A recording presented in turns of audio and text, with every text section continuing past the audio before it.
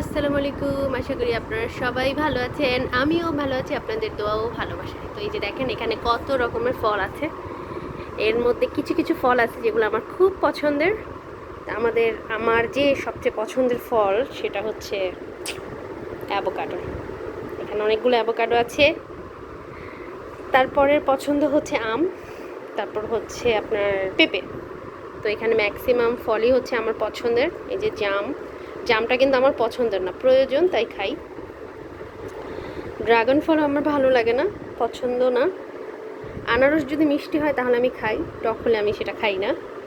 আচ্ছা, যেইটা বলার জন্য মূলত আমি এখানে আসছি, দেখেন এই যে এইটা আমার একটা পছন্দের ফল, লটকন, আমাদের দেশি লটকন। এটা কিন্তু আমার কাছে খুব ভালো লাগে, কিন্তু কিন্তু দুঃখের বিষয় হচ্ছে এই লটকন আমি কখনোই এর বীজ ফেলতে পারি না। আমি এটা খেলে এটার বীজটাও খেয়ে ফেলি।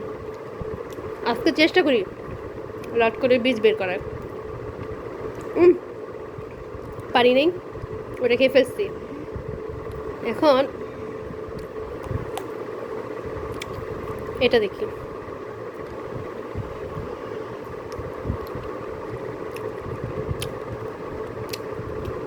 এটাও পারি নাই।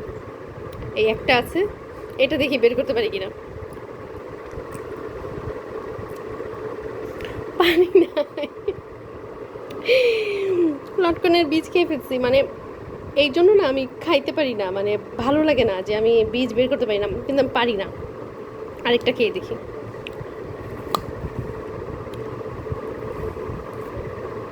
এটা খেয়ে দেখি।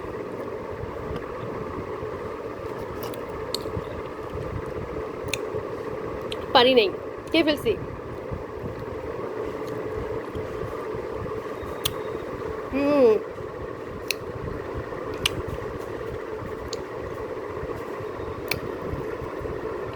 পারছি, একটা পারছি, একটা পারছি।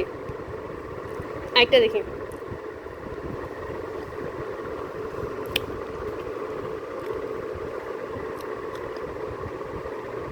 দুটো লটকন থেকে একটা পিস, ছয় ছয় রোয়া। এটাও পারবো। দুইটা, মানে 6টা কোয়া হয়েছে, তার মধ্যে আমি 2টার বীজ বের করতে পারছি, আর 4টা আমি খেয়ে ফেলছি। এরকমই হয়, আমি যখন লটকন খাই আমি এর বীজগুলোও খেয়ে ফেলি। মানে এটা তো নর্মালি চুষে খেতে হয়, তো বীজ আমার পেটে চলে যায়, আর এই জন্য আমি লটকন একটু কম খাওয়ার চেষ্টা করি। কিন্তু এটা আমার খুব পছন্দের একটা ফল। তো সবসময় ফয়সাল আমার পছন্দকে প্রাধান্য দেয়। তো আজকে এই লটকনটা আনছে, খুব তাজা। এই যে জামটা হয়তো ভর্তা করে দিব বা জুস করে দিতে হবে, নর্মালি এমনি খাওয়া হয় না। আর এই হচ্ছে ফ্রুটস। তো আজকে এটা দেখার জন্য ভিডিওটা করলাম। আপনারা আমার মতো কে কে আছেন যারা লটকনের বীজ খেয়ে ফেলেন লটকনের সাথে সাথে, একটু কমেন্ট করে জানাবেন। তো আজকে এই পর্যন্তই, ধন্যবাদ, সবাই ভালো থাকবেন।